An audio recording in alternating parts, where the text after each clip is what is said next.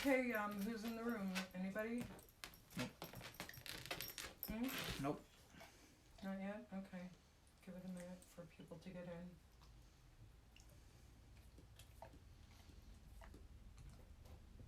Okay. Alex is here. Hey, Alex. Do you have the attendance sheet? Yeah.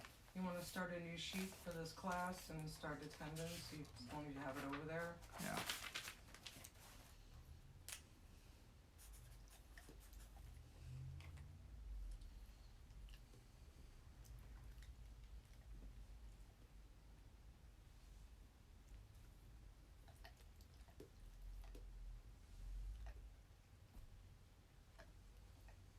Who else is in? No one so far. Oh, Tyler. Hi, Tyler. Yeah, let me know Yeah. as people come in.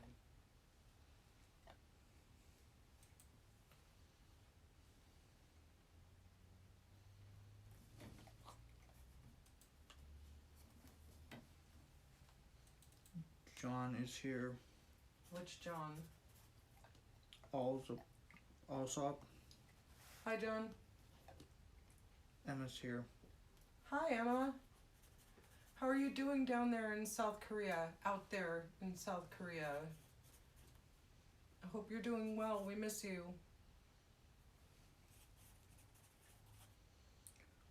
John Retton is here. James is here. John and James, hello. Evan Patrisky and Zach. Evan, hello. Zach, hey, how's it going?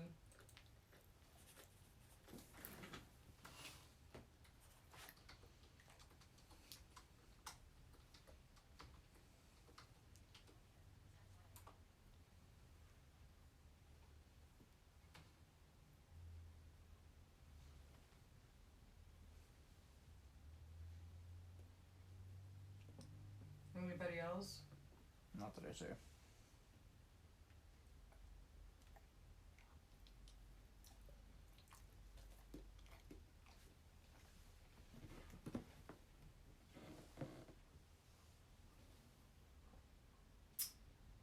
Okay, I'm gonna give it another minute or two just to let more people come in and then we're gonna get started.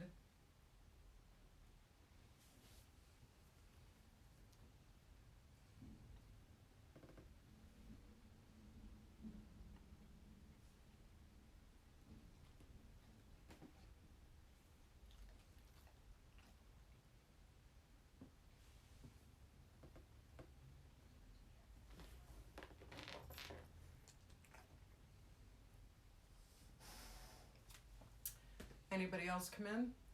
Not yet. Okay.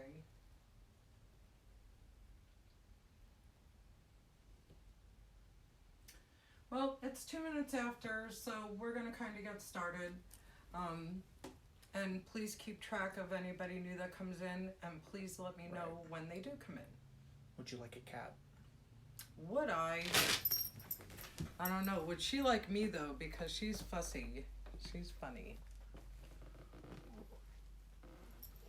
Come here. Everyone would like to meet you. Well, some people would like to meet you. Others may not care very much. But this is our other cat. I think you saw Delilah in another video. But this is Scarlet. Isn't she so pretty? And Reggie. Reggie's here saying, I'm pretty too. Aren't I pretty? But, yeah, so this is Scarlet. She's John's cat, really. But she's the family's cat now. And if you see in the sunlight the right way, she's got red stripes. So that's why she's Scarlet, and she's actually Calico because of that. But anyway, she's got really pretty eyes. She's a good girl. Danny and Tyrion are here. Hi, Danny. And who? Tyrion or Tyron? Tyrene. Tyrene, okay. I'm not good at names. John's not good at names, Tyrene. Neither am I. Still expecting other people, a few other people to come in. All right, so we're continuing to talk about the era of music between the late 1940s, mid 1950s. Lots of changes going on.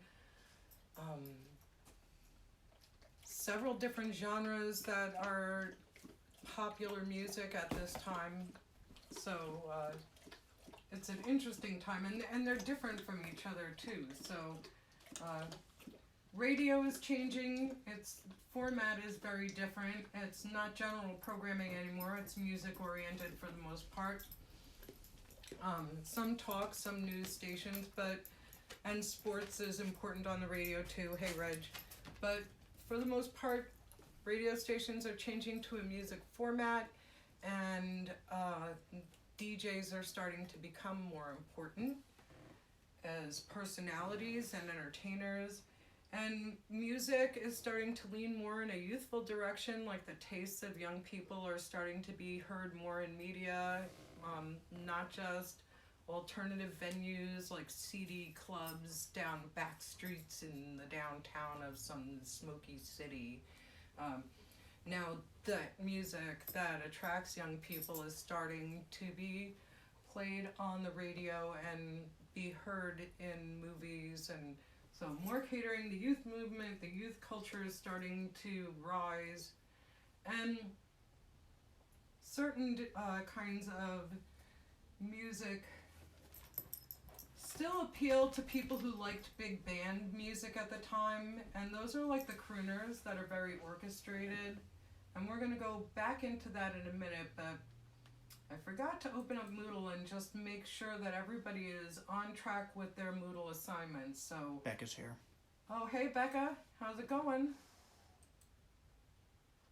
So while Becca's getting settled in, I'm gonna take a quick look, see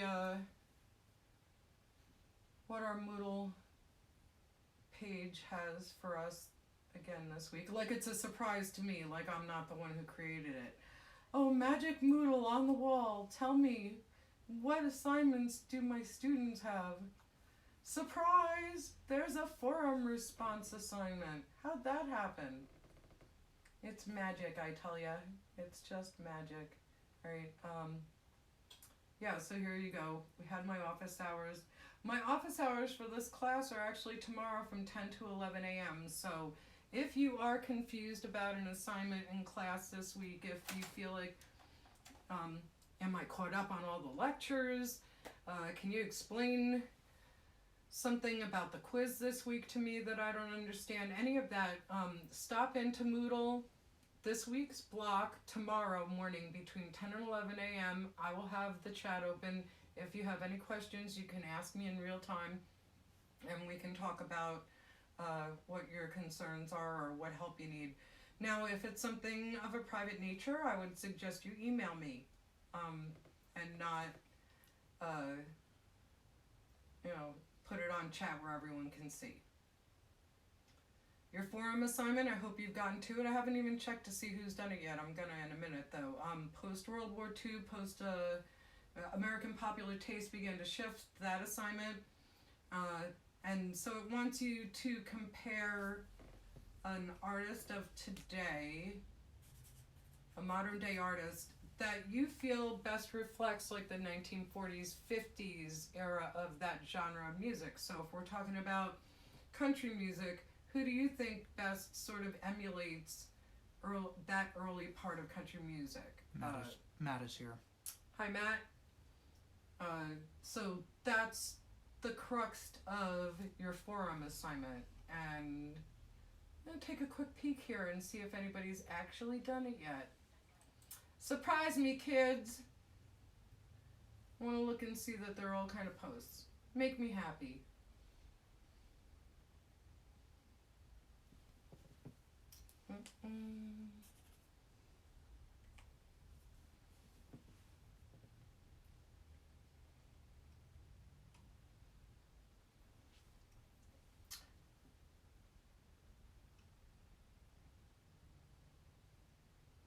There are no discussion topics posted yet in this forum. Nobody made me happy. Okay.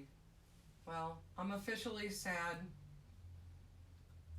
But I'll get over it. It's okay. And you'll get over it too, because this is a graded assignment and it counts in the grade book. So you really do need to do it. You need to go to the forum and read the prompt here and post your discussion and then answer to other people's discussions. So I suggest before things start to pile on top of you that you get that assignment done. It should take you 15 minutes and, just knock it off. So got links here to music that maybe I won't have a time to get to in lecture, and you can refer back to. So there's Frank Sinatra, there's Earl Hines and Boogie Woogie, if you want to hear a little more about Boogie Woogie. There's Frank Sinatra on the Bob Hope Show in 1950. There's the Mills Brothers, who were popular around the early 1950s. Pete Seeger, and we talked a little bit, and we're going to talk more about urban folk music and how that was popular during this time, and how the mambo and some other exotic types of foreign influences were popular in American culture at this time too. The blues is also coming into its own right now. B.B. King and Muddy Waters, all these people, Big Mama Thornton, Ruth Brown, all making blues a mainstream kind of a sound instead of being so regional and appealing to white audiences. An interesting thing happened back in those days. So in the days of heavy segregation, late 40s and early 50s especially, but going in through the early 1960s even, when I was a young girl, there were dance clubs, they were teen dance halls, right? So you paid an admission to get in, and then you bought tickets to get out on the dance floor. You saw that in other videos that I showed you about dancing in the 1940s, right? Swing style dancing. You'd go to these dance halls, you'd pay your little admission fee, or you'd buy your tickets for the dance floor. And if you didn't buy tickets for the dance floor, you could still hang out. You just would, have drinks or socialize while you're watching other people dance. But in order to have the privilege of getting out and dancing on the dance floor, you had to buy these tickets. So, excuse me. In the big city, in big cities around the country, and in smaller ones in towns too, there were these dance halls that people would go to. And Thursday nights, maybe, it's only African Americans allowed on the dance floor.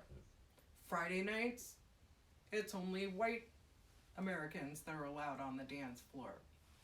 But above the way that these places were constructed, there were, tables along the perimeter.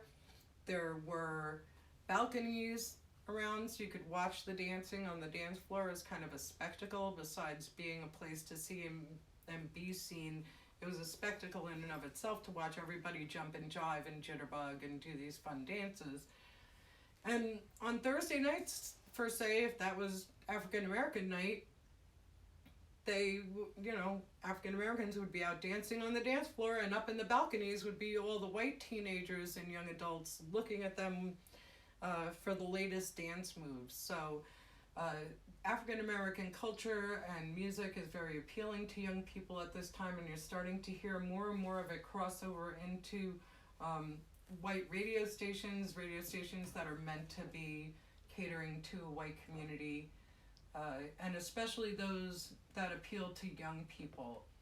And the status quo doesn't like that very much. But anyway, we've got Johnny Ray here. He's a crossover from country music. Big Mama Thornton, like I said, you can listen to her. The Monroe Brothers, this is also a time, like I said the other day, where bluegrass is starting to be a thing. It's starting to gain an audience. Kitty Wells, she was the first female country music star. So there are other country music singers, but she was the first star in her own right. And so you might want to hear that. And then Hank Williams, extremely influential country singer back in the late 40s, early 50s. His son Hank Williams Jr. is currently a country music performer, star. Alright, so that's what the links are. And then you've got a short essay response. This is your quiz for the week. So choose one of these questions, just one, to answer. Your answer must be 200 to 250 words, so it's a short essay answer. Create this in MS Word, not Notepad, not Google Documents, MS Word, okay? Because that's what my adaptive software works with. We know that for sure. Please do it in that format. Use that program. And you're going to submit it here on Moodle at this assignment link. It opens right after class today, and it closes on Sunday, March 29th. And this assignment goes to your quizzes category for the grade book, and the rubric is as follows. So this is what I'm looking for. That you meet your word count is 15 points out of 100. Your writing mechanics are 10 out of 100, and that's because it's only a 250 word count, so I expect less mistakes. I'll only take 2 points off per writing mistake, not capitalizing, missing a comma, spelling errors, those kinds of things. So after that, I don't look for any more. But yeah, I'm only expecting 10 points worth of that. And then the content is 75%. So the meat of your answer here. And here are the questions. I'm not going to read them all to you, but just an example is independent record labels became important forms. An important force in the entertainment industry.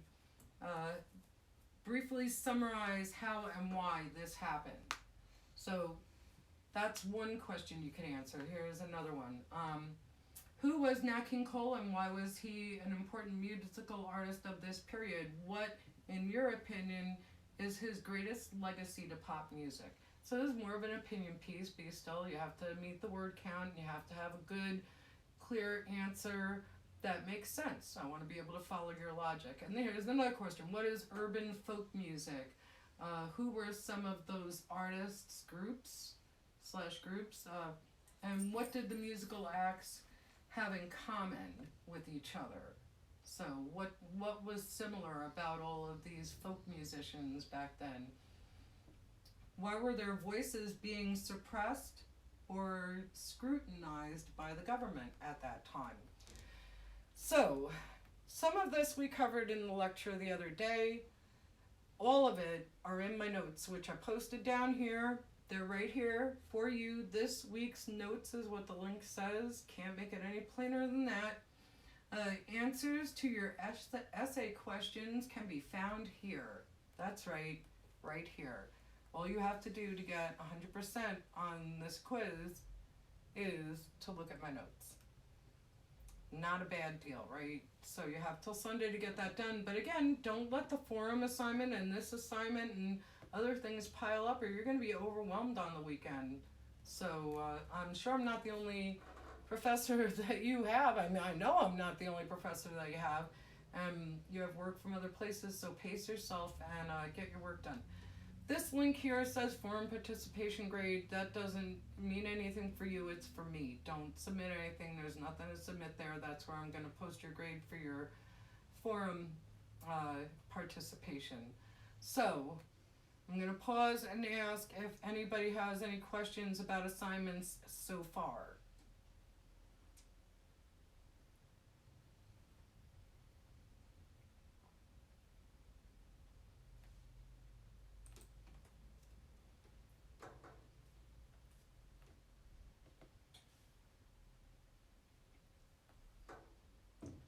Okay, I've given you enough time. We have like a 6-second lag between me talking and you being able to respond, so that's why I gave it that much time.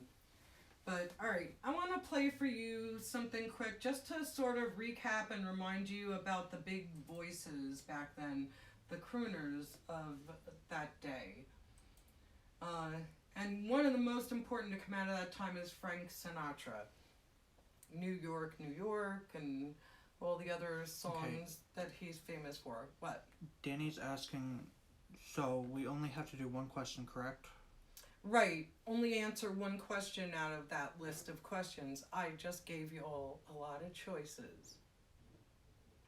Because I like choices, which is why I overpack when I go somewhere, because I just really like choices. I do. I don't want to be stuck with just one thing.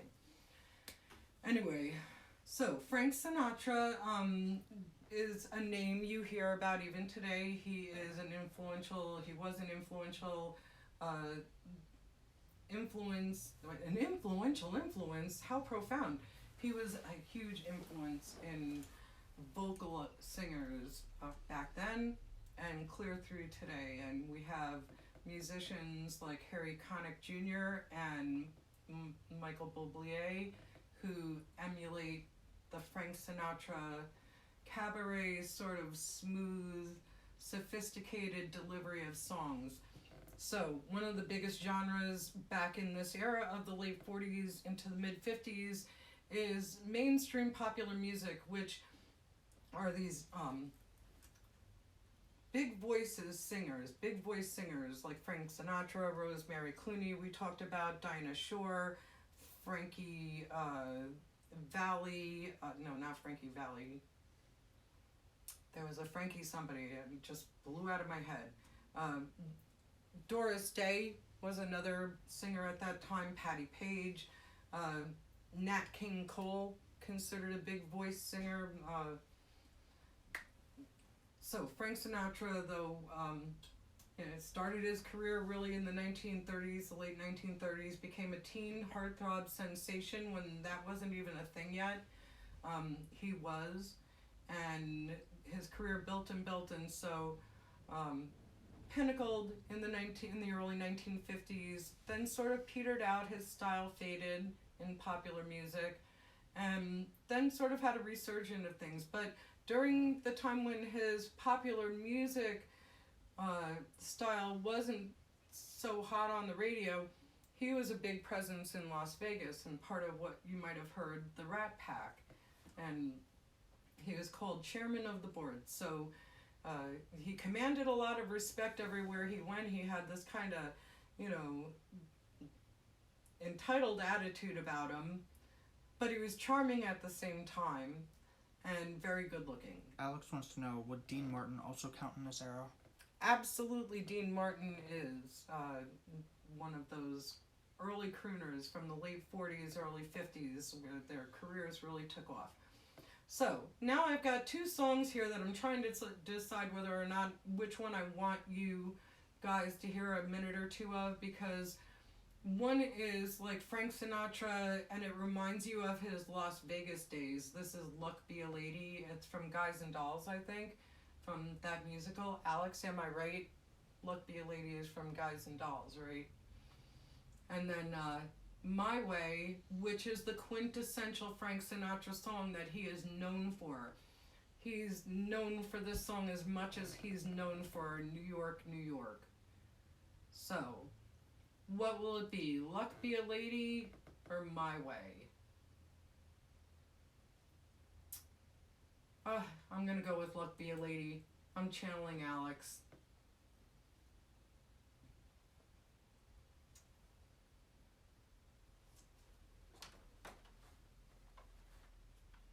I don't know about you, but I lose sleep at night worried about that next scratch to my finish. Our platinum shield with its soft fleece lining protects it. Sorry. They call you Lady Luck, but there is room for doubt. At times you have a very unladylike way of running out. You're on this date with me. The pickings have been lush, and yet before this evening is over, you might give me the brush. You might forget your manners. You might refuse to stay. And so the best that I can do is pray.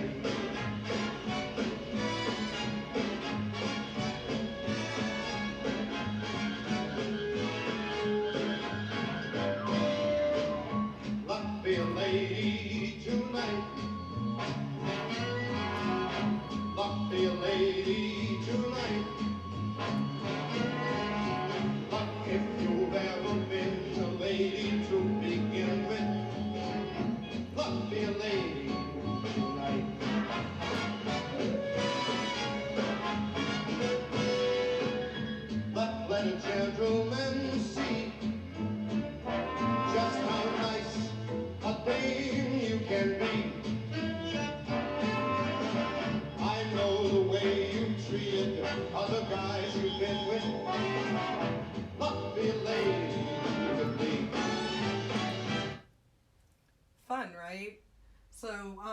very suave, sophisticated presence that he had, and very theatrical delivery of his song with the shaking of the dice and blowing on it, and he's so Vegas cool, which just makes me have to play My Way for a minute, because this is the song that he's really known for. It's his anthem, it's his theme song, and he was such an important figure and still is. I just want to expose you to a little Is bit. your back aching from all that scraping? Yes, my head is Not hurting mine. from your I stupid got Platinum commercial. Shield protection. Go away. Okay.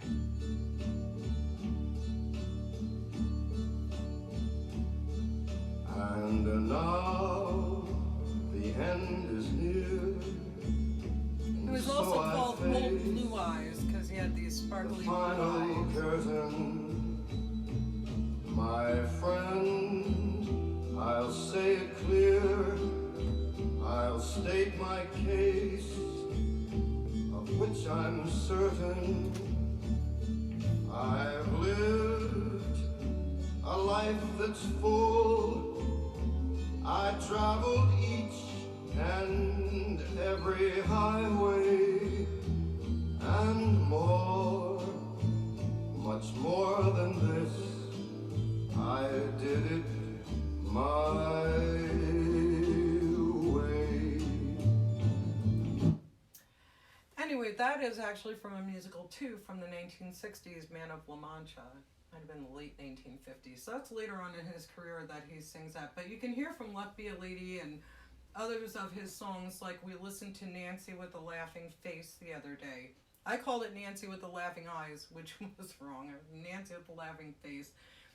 All of these crooner songs that are fronted by these old big band singers that, you know, left out of that genre and sort of created this new orchestrated, vocal-centric style of music that people were liking to dance to.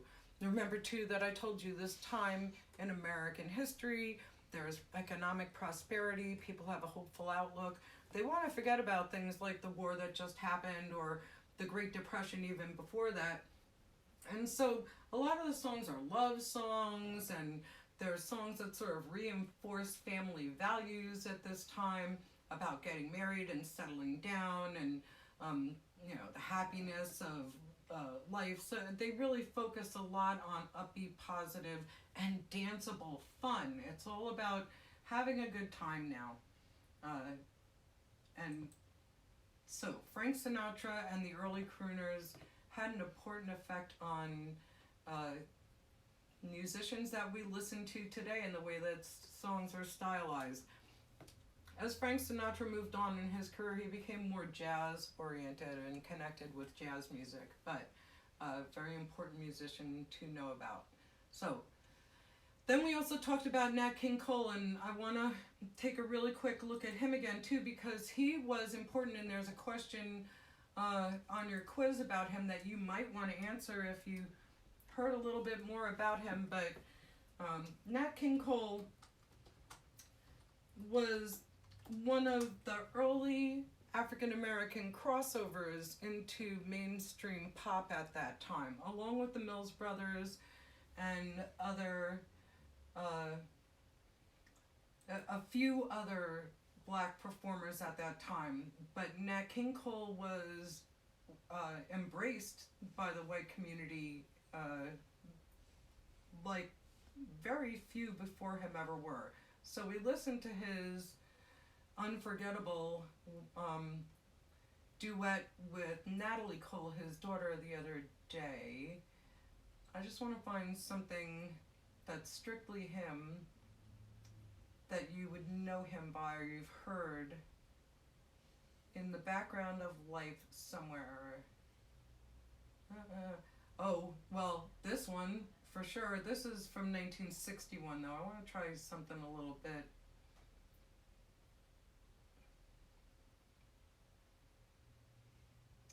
A little bit earlier than that.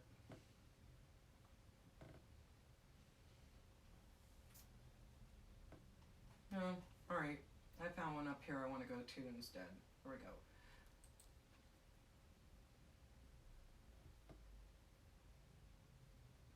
Are those mother cluckers painting a Picasso on your Pinto? Let me show you how a platinum shield can help.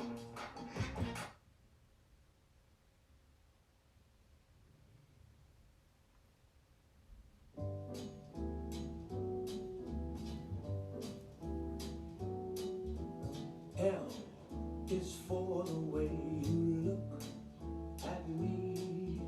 O is for the only one I see. V is very, very extraordinary. E is even more than anyone that you adore can love. Is all that I can give to you. Love is more than just a game for two. Two in love can make it. Take my heart and please don't break it. Love was made for me and you. So you hear that the music in the background is, again, well, it has a piano under the intro of this song, but it's orchestrated, it's full, it's rich, it's got that orchestra feeling to it, and he has that smooth delivery. Here's another song he's known for, Stardust. I'm just going to play a minute of that as soon as the commercials are over. Again, important artist. Oh, good, no commercial. Sweeping orchestral introduction.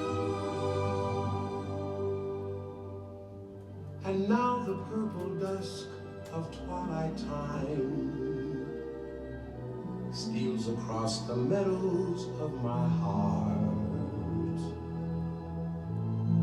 High up in the sky, the little stars climb, always reminding me that we're apart.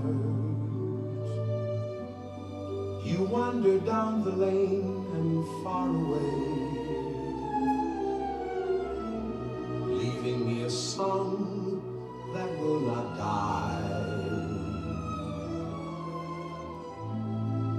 Love is now the stardust of yesterday, the music of the years gone by. So ballads, right? Sweeping orchestral movements throughout, and again that smooth delivery of sophistication, and he's got a deep, rich resonance to his voice. Very popular, and again, important because he paved the way for other African American singers to make it into the mainstream pop music billboards and to be heard on mainstream pop radio stations that were listened to and targeted basically to white Americans, as opposed to hearing an African American singer strictly on a radio station that was meant for an African American audience. So he was important for that. And so the Mills Brothers come along, and they're also an important vocal group, and they're crossing over regularly into the predominantly white pop charts of this time still. So we have another group, another artist, the Mills Brothers, that were important. We're going to talk about Louis Jordan too in a few minutes. He's the musician that did the song Choo Choo Chiboogie. We're going to hear about him in a little bit. So, kind of enough about all of that. My notes, though, about Nat King Cole and everything else you need to know are all right here, along with some of his hits that are listed too. Unforgettable, Mona Lisa, I Love You for Sentimental Reasons, Nature Boy, Too Young. These are all early Nat King Cole hits you should look for and listen to if you're going to answer a question about him. So, given racial prejudices of the time, it was pretty phenomenal and remarkable even that he had the kind of career that he had back then and was respected in much the same way Duke Ellington and Cab Calloway were very well respected. Count Basie, from the big band era, how they crossed over into white culture and white sensibility. They're crossover musicians. They didn't strictly appeal to or get marketed to minorities.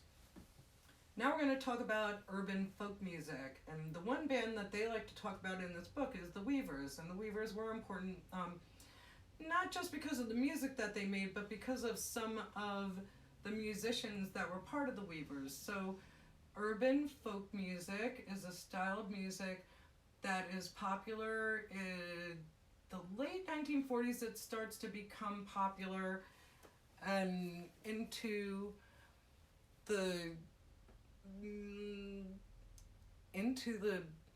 late 1960s. So urban folk music morphs and changes over time, but this is the beginning of it.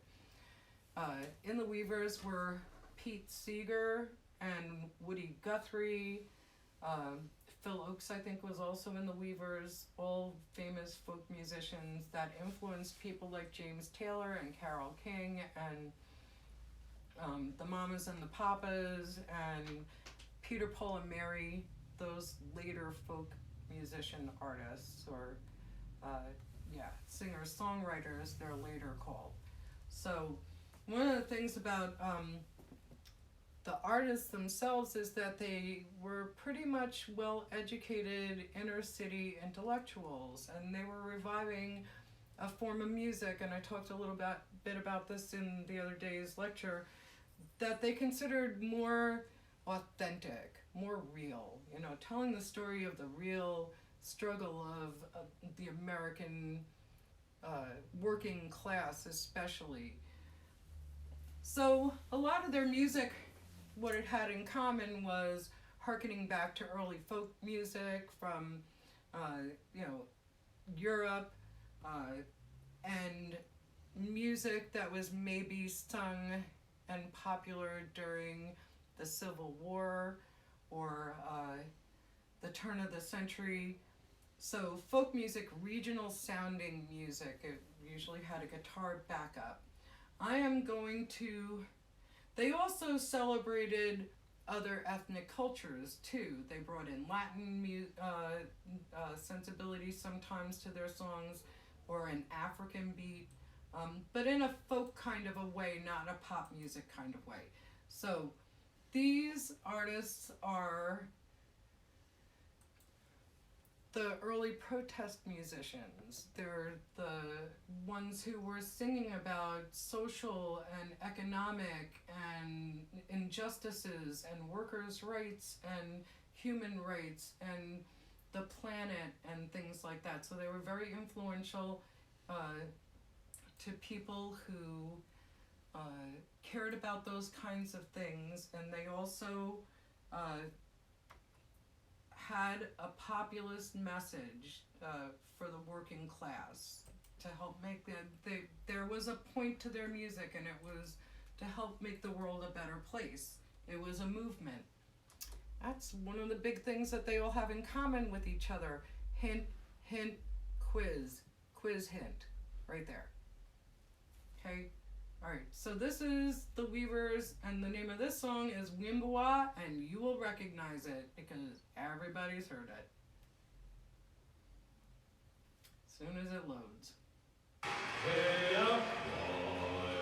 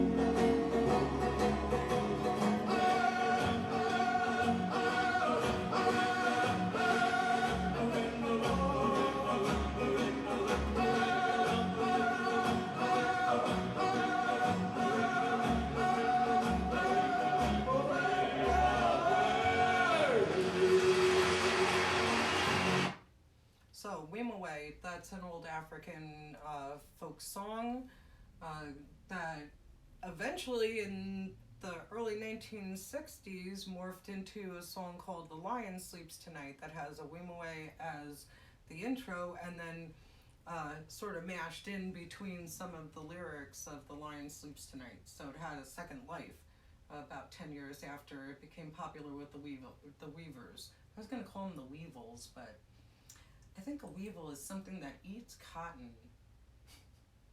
So not that. Woody Guthrie, and you'll know him because songs like This Land Is Your Land are Woody Guthrie songs.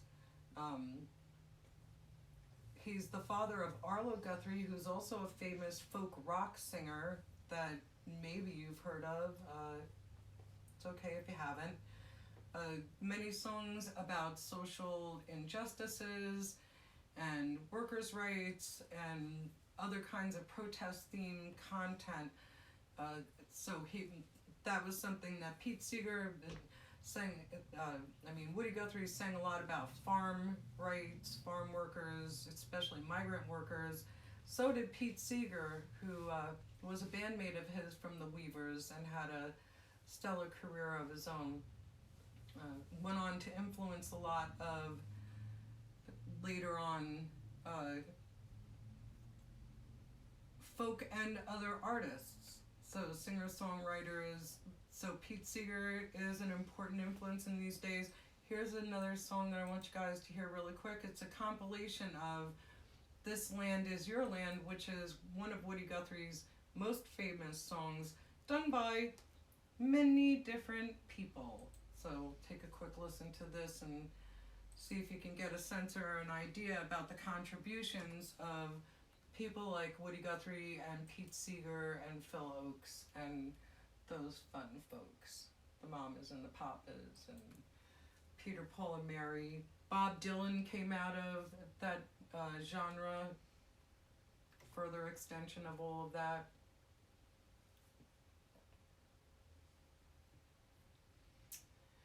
Oh, come on now. Yeah, fun guys, it's like being in class.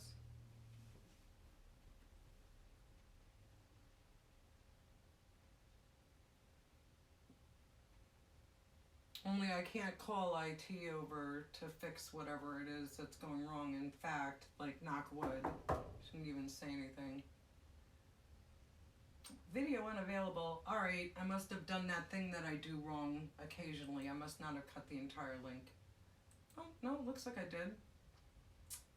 I'm gonna try it again because I'm persistent. If nothing else, I'm persistent. I really, I obviously really want you to hear this, so bear with me for a second. I hope while you're home that you're finding your groove and finding ways to keep occupied and have a positive attitude about everything that's going on right now. It isn't an easy time, but we'll get through it. It isn't an easy time, but I'm gonna find this damn video no matter what. But I decided a long time ago that I would starve to death before I would sing any such songs as that. This is Radio waves and your movies and your jukeboxes are already loaded down and running over with such no good songs as that anyhow. Woody Guthrie. This land is your land, and this land is my land. From California to the New York Island, from the Redwood Forest to the Gulf Stream waters, this land was made for you and me. Take it. I've roamed and I've rambled and I've followed my footsteps to the sparkling sands of her diamond deserts, and all around me Judy Collins is who that was is. sounding. This land was made for you and me. As I went walking, That's his son, I saw Arlo his Guthrie. sign there, and on the sign it said no trespassing. And on the other side, it didn't say nothing. Joan Baez me. One bright sunny morning, by the shadow of the steeple, by the relief Pete office, Seeger. I saw my people as they stood there hungry. I stood there whistling. What did he whistle? This land was made for you and me. This land is your land. This land is my land. From California to the New York Island. From the redwood forest to the Gulf Stream waters. This land was made for you and me. Nobody living ever stopped me. Again, that's his son Arlo Guthrie. My freedom highway. Nobody living can make me turn back. This land was made for you and me. This land is your land. This land is my land. From California to the New York Island. From the redwood forest to the Gulf Stream waters. This land was made for you and me. This land is your land. This land is my land. From Anyway, you get the idea. It goes on like that. It's kind of a tribute to Woody Guthrie and the sentiment of this land is your land. And that was the common thread that ran through a lot of folk musicians, urban folk musicians during this time, was equality, equity, division of wealth, poverty, eliminating poverty. Everywhere from the inner city to the Appalachian Mountains and backwater towns of America that were being ignored. Mill workers, steel workers, farm workers, and mine workers were all the subjects of urban folk music and their rights and our innate rights as human beings to be treated with a kind of a dignity is what it is that they sang about. And they inspired a lot of people.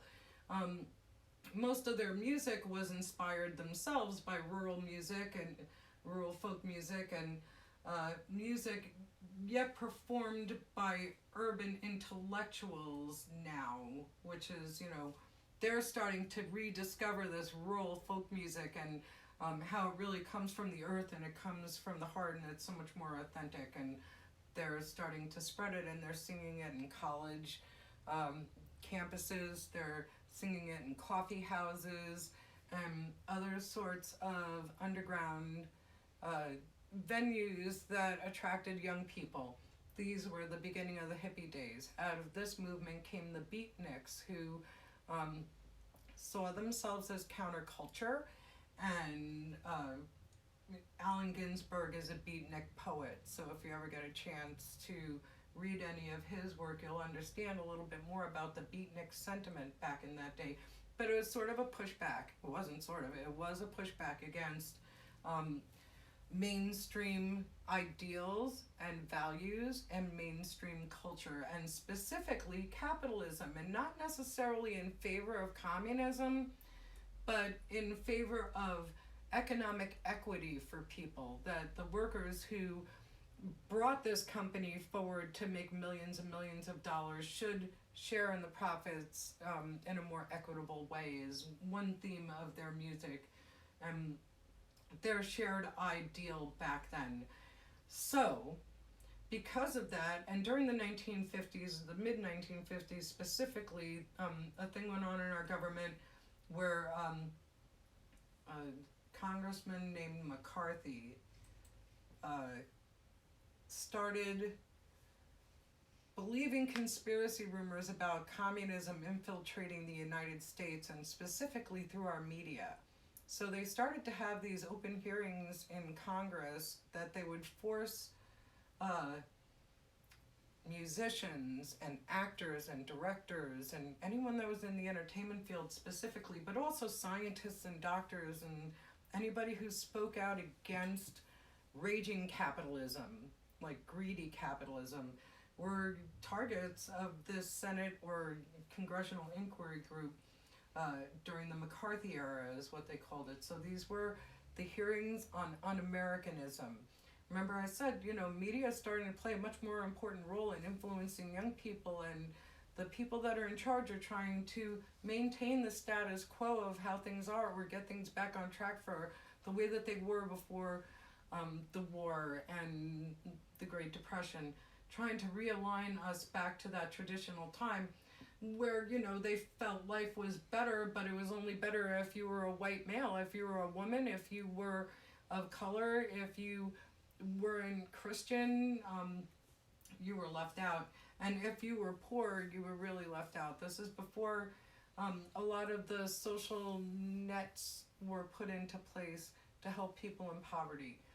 So they were singing about that, and so of course they were brought up, especially Pete Seeger and Phil Oakes, to Washington, D.C. to testify at these hearings.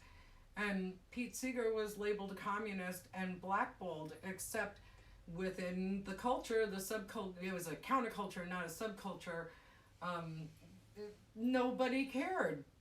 But it did break up the Weavers, and Pete Seeger went on his own way, and Woody Guthrie did too, and he eventually died kind of young. So that's that about urban folk singers. I've got some stuff on YouTube, like I said, about that. I want to go to the next section that I have.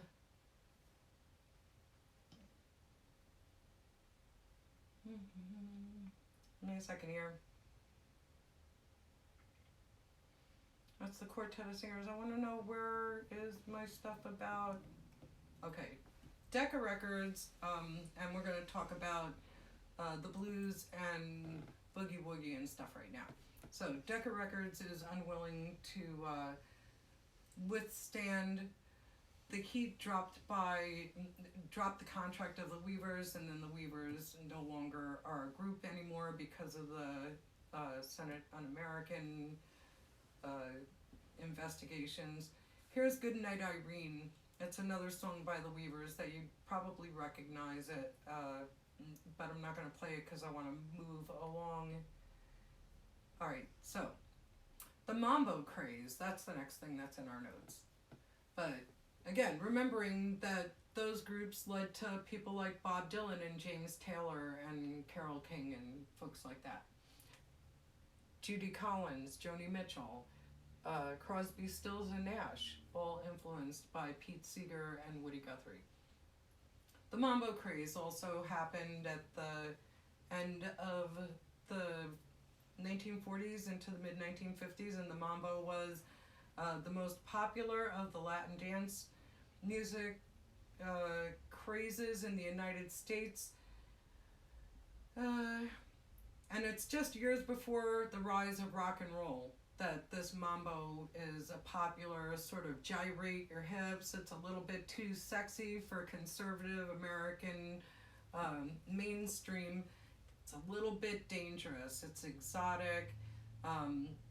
It evokes popular ideas about faraway places and romance and excited and excess, just living it up on the beaches of Brazil, or in a Paris nightclub, in an Italian bistro. All of these romanticized ideas about these far-flung places. So it was a tightly regimented musical style, and we're going to play. I have Mambo Italiano posted on our Moodle page. That's Rosemary Clooney did that version, and this is Perez Prado, and this is the original Mambo number 5. So, let me get that up. John, what time is it?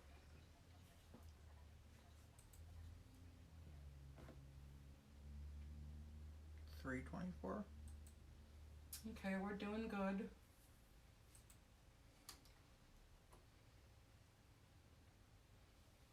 So listen to a little bit of early Mambo, and then I know you've heard probably, because it was in the pop charts over the last 15 years, so it's still floating around, Mambo number 5, a little bit of Erica by my side, that song. influenced by the mamba. Mambo. Mamba is a snake.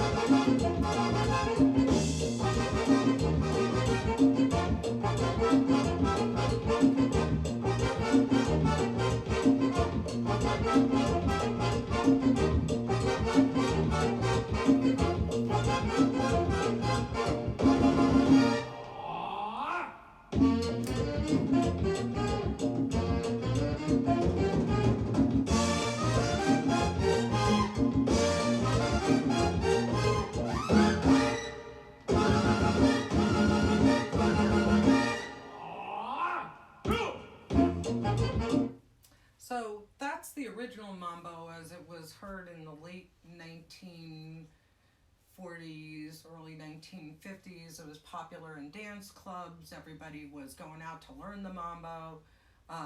And this is the updated version of that song by Lou Bega. I think that's how you say his name. Are cat scratches killing your shine? Let me show you how I protect mine. I don't know about you, but I lose sleep at night worrying about that next scratch to my finish. Do you really? Because I have other things to worry about. It's not what keeps me up at night. Yeah, Lou Bega. Ladies and gentlemen, this is Mambo number 5.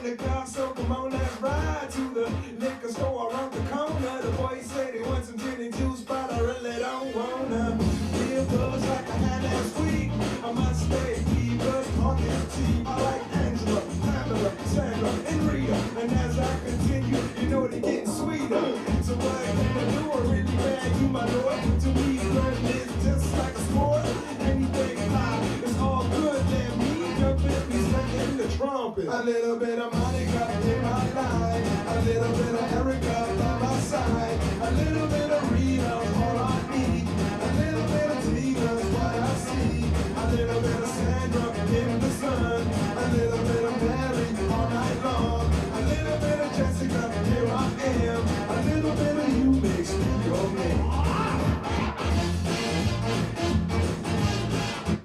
He even does the thing that they did in the original Mambo number 5, and you can hear it all throughout the underbed of the lyrics there. It's kind of fun, right? So big influence at that time. The dance was popular, the style of music was popular. Again, Rosemary Clooney's Mambo Italiano is a takeoff on that style of music, and very influential at that time. So we just did that, the Mambo craze. All right.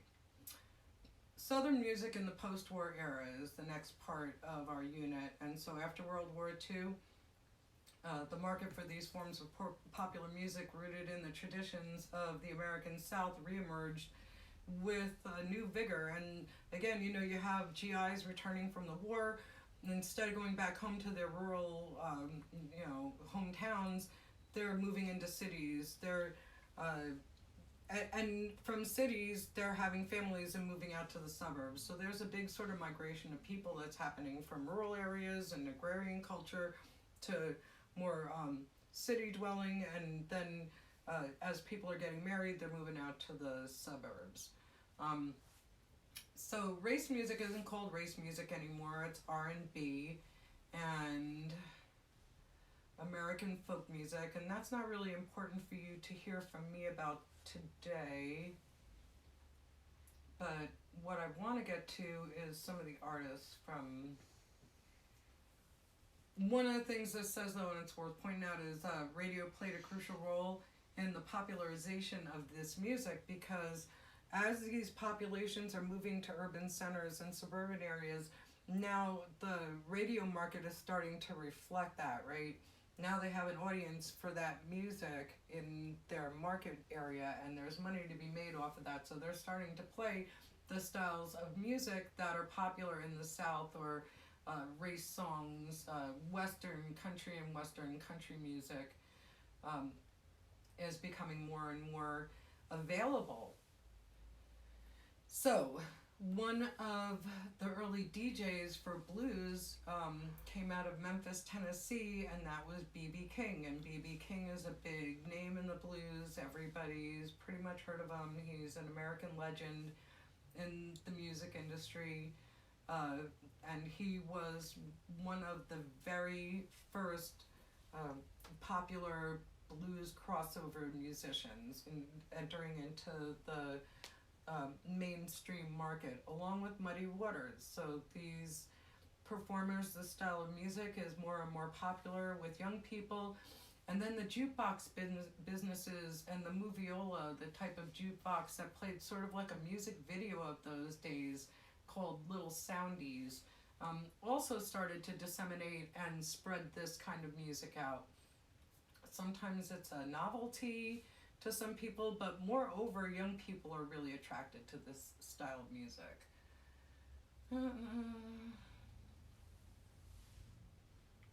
So again, you know, they're talking in these notes here that I've edited and gone through.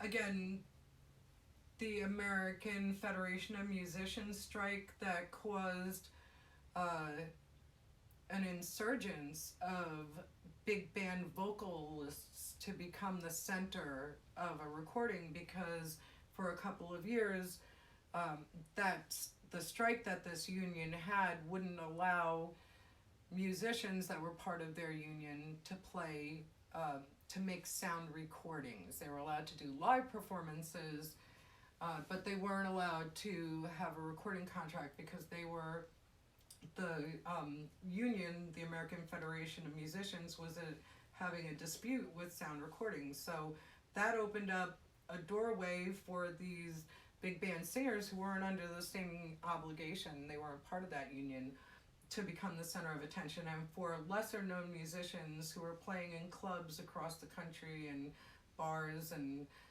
holes in the walls to be discovered. And because of the technology, they were also able to be recorded on site, so you got some really interesting music coming out of that day.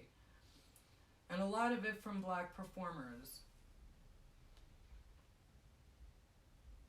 So people coming out of the war, you know, it's a difficult time of readjustment, and it's even more difficult for African American soldiers returning home.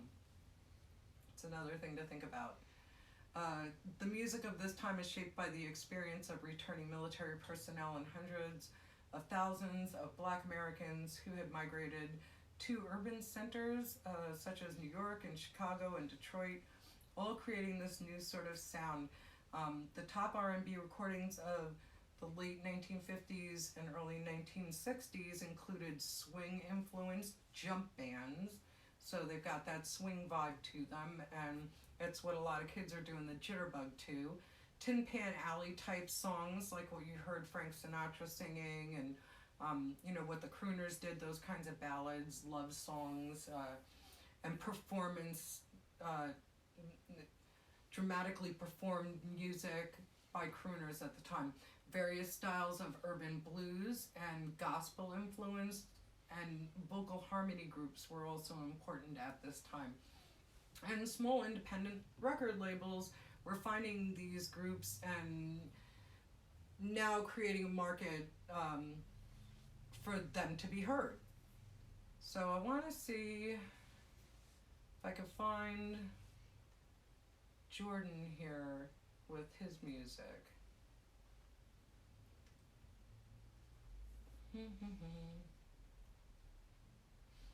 One thing they talk about in the notes here is the idea of covering. So this was not as friendly of a practice as it is now.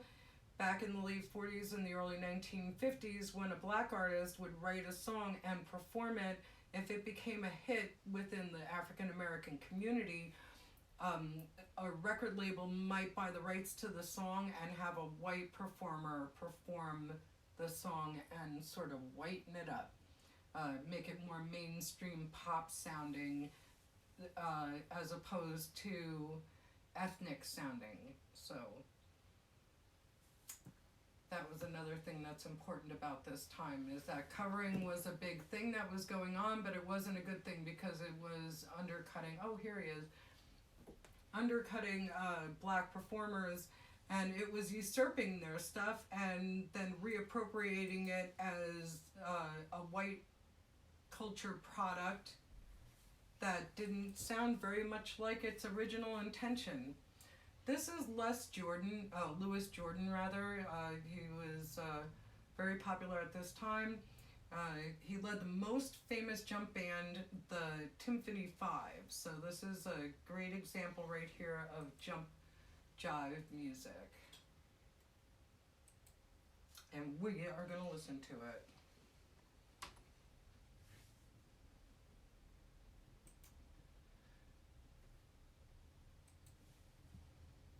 And the blues, like I said, are also very important. I've got links for Big Mama Thornton and Ruth Brown up on Moodle. I think you should listen to them on your own time. I want to try to get to country music before we end our lecture today, because it's another big genre at that time. Becomes more mainstream now. Has a bigger influence on today. Is your back aching from all that scraping? Oh my God. Not mine. Another commercial? I've got Platinum Shield Any other protection. commercial?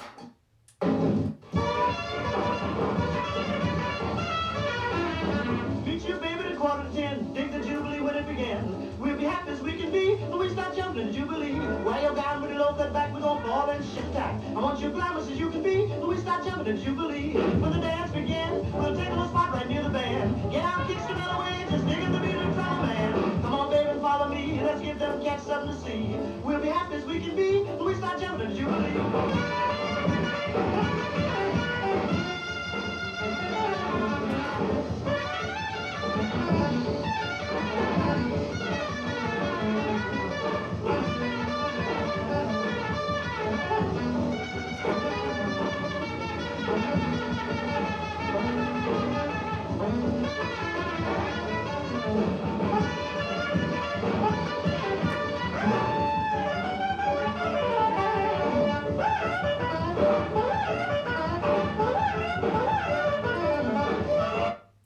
So that's a sample of jump jive music. It's jazz oriented. It's super high energy, upbeat, very danceable style of music, and that's what it was intended to be at the time. Very popular in that day. So I want to, like I said, try to get to a couple of things that I really feel are most important. I want to, he had a very flamboyant style, Louis Jordan. Obviously, you could see that for yourself. G.I. Jive is another important song of his. It's in my notes. You might want to listen to that. Again, he became popular after he got out of the army after World War II. And G.I. Jive was a super hit. It crossed over onto mainstream popular music. And again, very popular with young people. So his song Choo Choo Chaboogie that this chapter is named for is on Moodle. You'll want to listen to that. Leroy Carr is another big name from that day. Cecil Grant, another jump jive, boogie woogie kind of musician. Charles Brown, the most successful blues crooner of the 1940s. So, very much like Nat King Cole, but more blues-centric, a little rawer, a little rougher. So this is another kind of blues style that I want you to hear. But again, somebody crossed over early from African-American music into mainstream pop.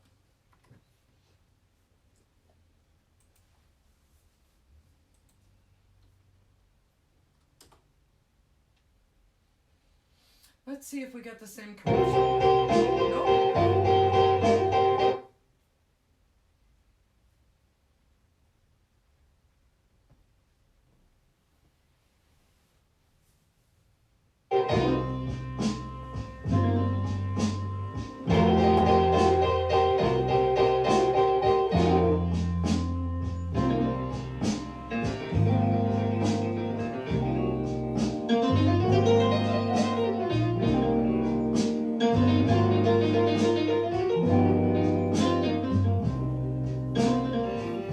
So many days since you went away. I always thought of you each night and day.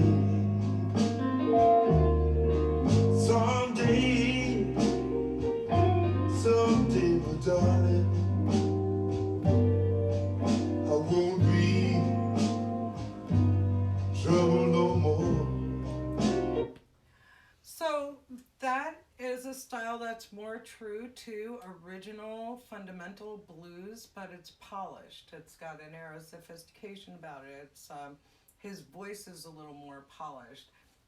It's got a more finessed sort of musical arrangement too. Again, popular in that day, and led to early R&B music of the late 1950s, early 1960s, influenced Motown. All that kind of stuff came from Charles Brown. Just as important as Nat King Cole, really, in that respect, because he was able to cross over and be popular with a mainstream.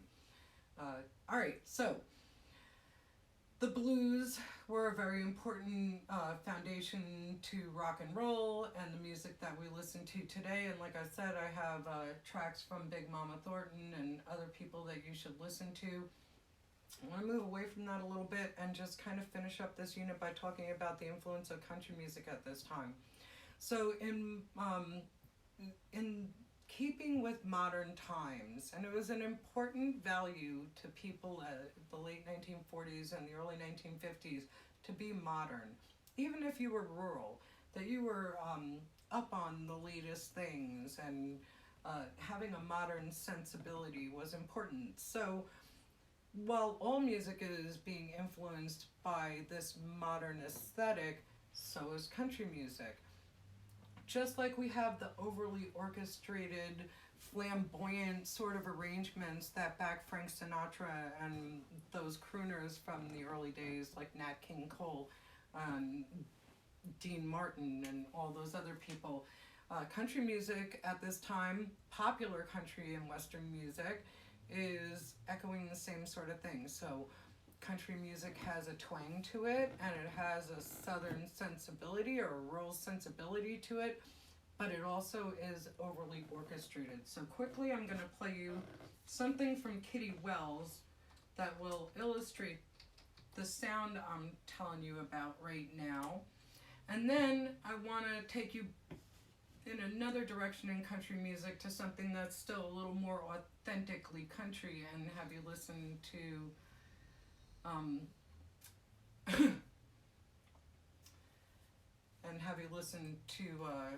Hank Williams. So this is Kitty Wells. As a favor to me, and of course I know to the folks out there, they'll love this one. Would you mind doing a special song? It wasn't God who made honky tonk angels. I'd love to.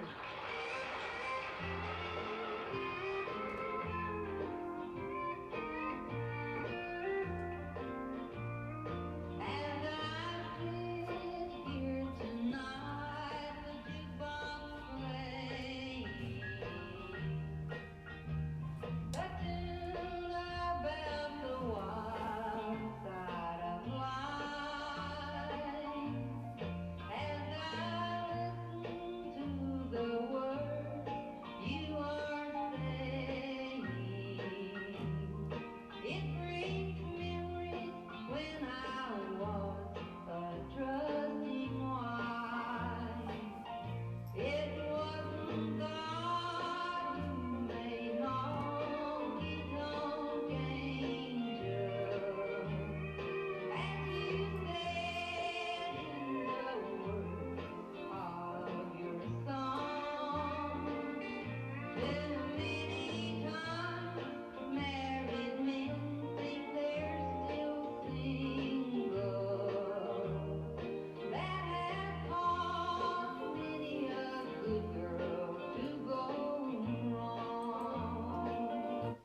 Okay, so in the early days of country music, you would not have seen this ensemble of musicians behind a country singer.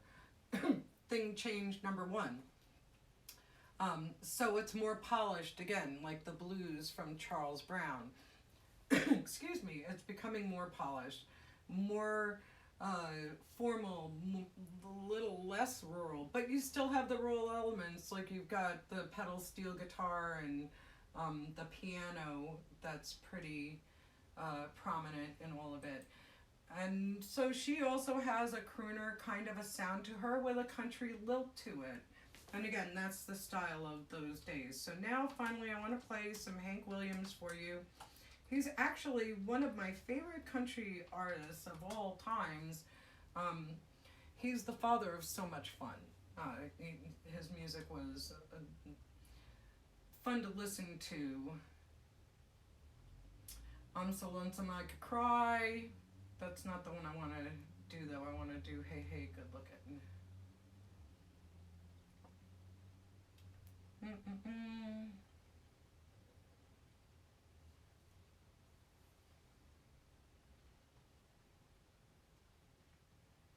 I'm looking for it. I'm almost there. Don't Want Jambalaya. Love Sick. Nope. Nope. I Saw the Light. Nope. Cold Cold Heart. Melt Your Cold Cold Heart. That's been covered a million times. Alright, since I can't find the song on the list, I'm going to type it in. There we go. This is my very favorite Hank Williams song.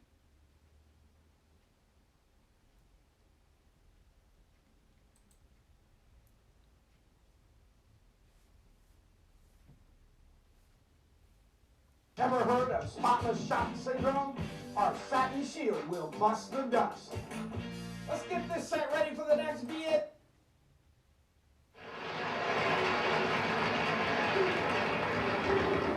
June, honey, I got a song I wrote just especially for you. I'm gonna sing it. Just for you. What is it? It's called Hey Good Looking.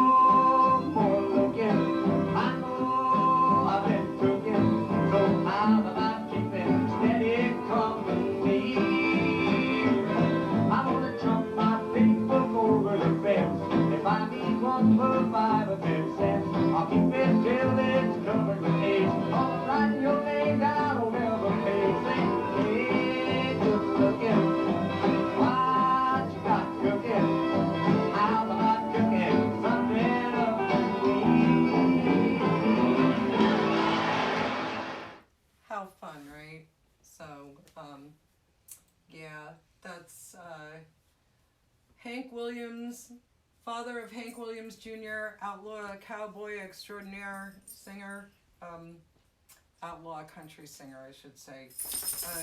And his dad, Hank Williams, was the original country bad boy.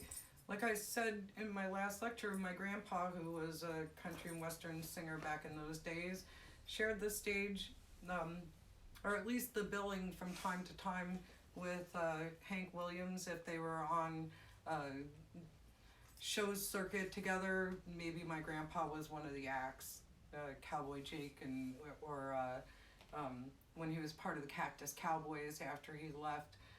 Roy Rogers and the Sons of the Pioneers.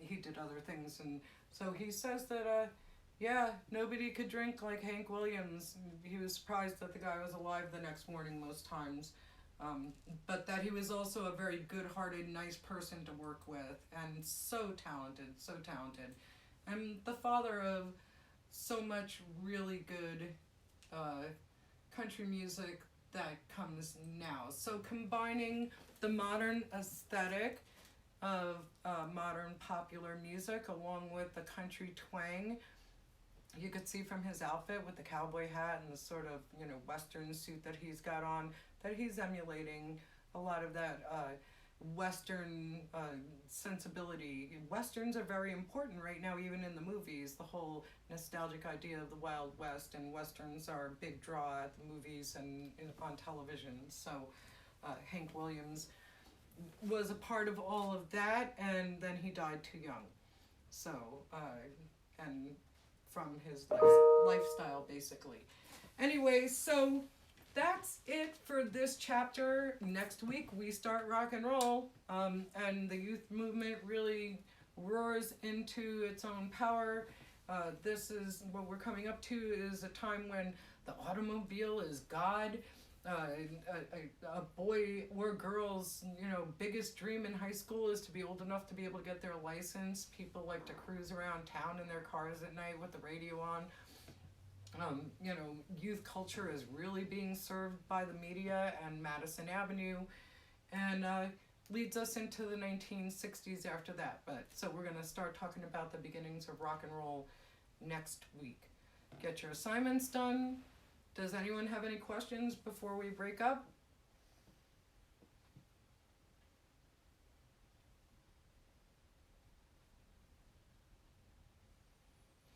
Good. Okay, so everybody's clear. You know your Moodle assignments that you have to take care of. All of those links to music that I'd like you to listen to before you jump ahead and start answering forum questions, or the think response quiz that you have, the essay, it's not think response, it's the essay question quiz that you have. Don't forget to get that done by Sunday, or you won't get credit for it. But if you do get it done, it's an easy grade. So let's get our grades built up and get our work done and get back on track here. All right, everybody have a good weekend, and if you have any questions, email me. I'll talk to you soon. Reggie says bye. Thanks, John.